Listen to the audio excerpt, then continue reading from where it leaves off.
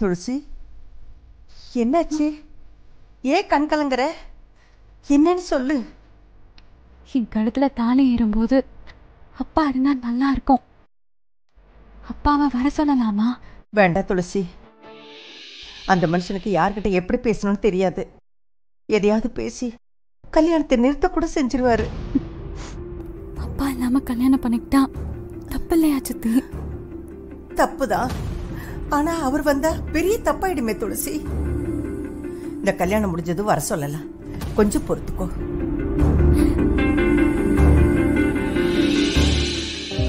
சித்தி, சுமதியை வர சொல்லணும். இதுக்காக தான் சுமதி ரொம்ப கஷ்டப்பட்டா. சுமதி தானம்மா, நான் வர சொல்றேன், நீ கவலைப்படாத. இப்பவே கால் பண்ணுங்க சித்தி, சுமதியை வர சொல்லுங்க. இதோ போன் பண்றேன். ஜனனி, நீ இங்க இருக்கியா? நான் உன்னை அங்கெல்லாம் தேடிட்டு இருந்தேன். என்னாச்சு? ஏன் ஒரு மாதிரியா இருக்க? ஒண்ணு இல்லையே.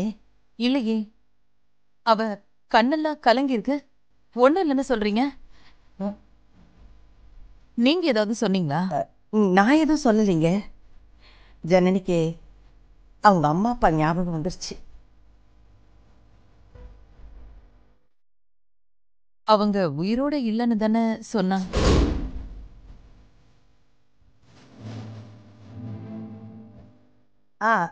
இல்லைதான். கல்யாணம் ஆகும்போது பக்கத்துல இல்லையேன்னு நினைச்சுதான். ஜனனி, அதுக்காக வளர நான் உனக்காக இருக்கேன். அம்மாவா நான் இருக்கேன் உனக்கு. அழாது. இத பாரு, அழாத. கல்யாண பொண்ணு இப்படி அழுமுஞ்சா இருப்ப? சரி சரி ஜனனி, சரி சிரின்னு சொல்றல. சரிம்மா. இப்படிதான் இருக்கணும். இப்பதான் நல்லா இருக்கு. அப்புறம் மண்டபத்துக்கு போகும்போது எதையும் மறந்துடக்கூடாது. கல்யாண பட்டு புடவை, நகை, மாங்கல்யம், மாத்து ட்ரெஸ், மேக்கப் ஐட்டம்ஸ் எல்லாத்தையும் இப்பவே எடுத்து ரெடி பண்ணி வச்சுக்கோங்க. கடைசி நேரத்துல எல்லாம் மறந்து போயிடும். சரியா? சரி. சமத்து. அம்மா. என்னம்மா சொல்லு. அம்மா, உங்களை நான்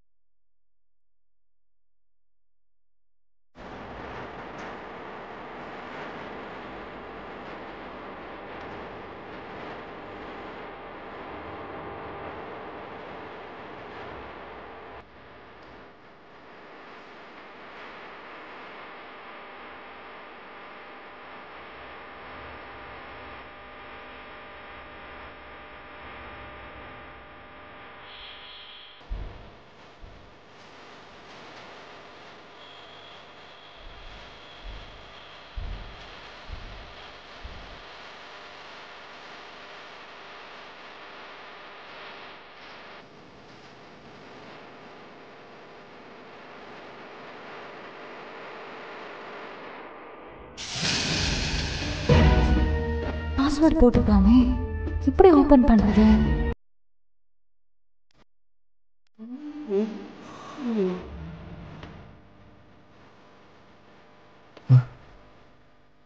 இங்க இவளை காணோம்.